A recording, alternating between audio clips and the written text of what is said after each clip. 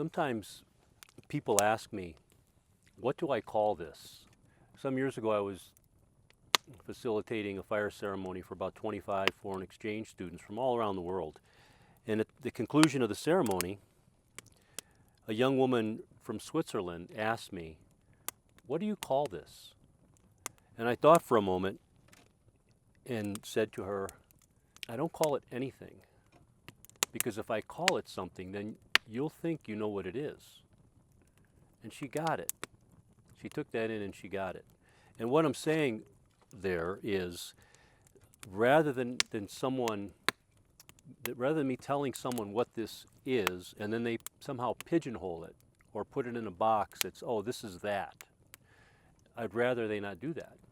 That they be present to what's occurred. They'd be present to how they felt. They'd be present to the profundity of it, and to be a bit in awe, not of me, but of what's occurring for them in the experience of the ceremony.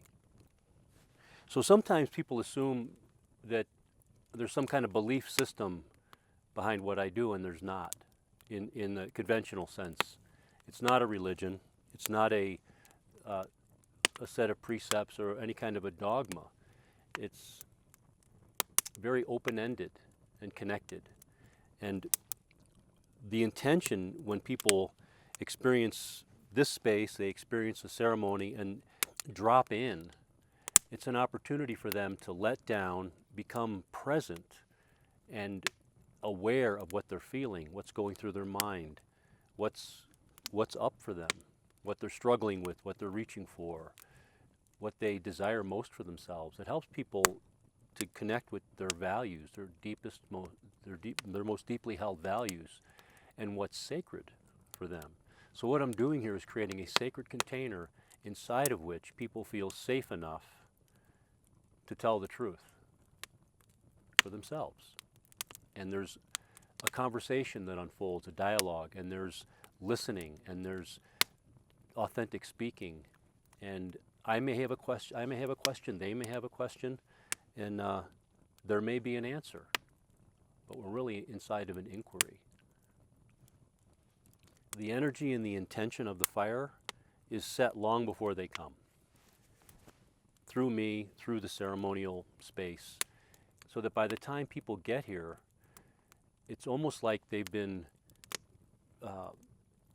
preconditioned as to what's going to happen, although they don't know what's going to happen.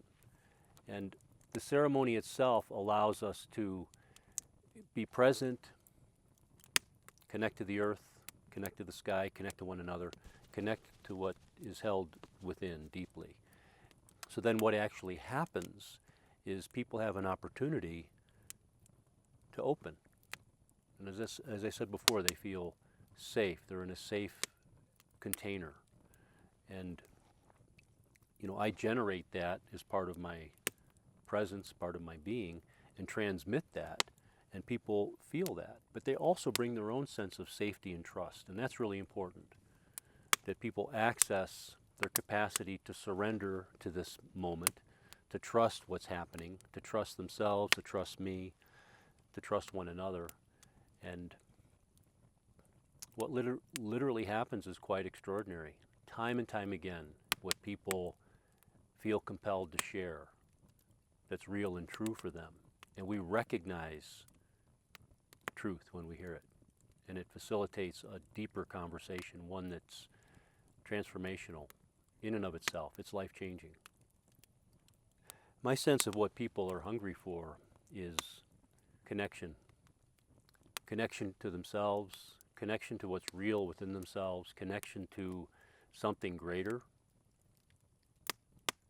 infinite intelligence, God, Creator, Spirit, whatever we call that, whatever you choose to call that, that's what people are hungry for. And especially in a world like we're in today, where there's so much uncertainty, so much distraction, lies and disinformation, and just brazen and blatant actions and activities and words that cut across the grain of our humanity. So people are really hungry for connection to humanity. And out of that, to feel a sense of certainty within themselves that's not predicated on the outside world. It's not externally sourced, that they're connected to something deeper within themselves that provides that source of comfort, certainty, a groundedness, anchoring them to a deeper reality, not the manufactured reality that we see in the outer world. That's what people come for, ultimately. So the simple truth is, all faiths are welcome here, as long as they come in peace. You know, the truth of it is, there's a deep sense of faithfulness here. But also the faithless are welcome. And all faiths are welcome. And I often say there's no religion at the fire unless you bring it.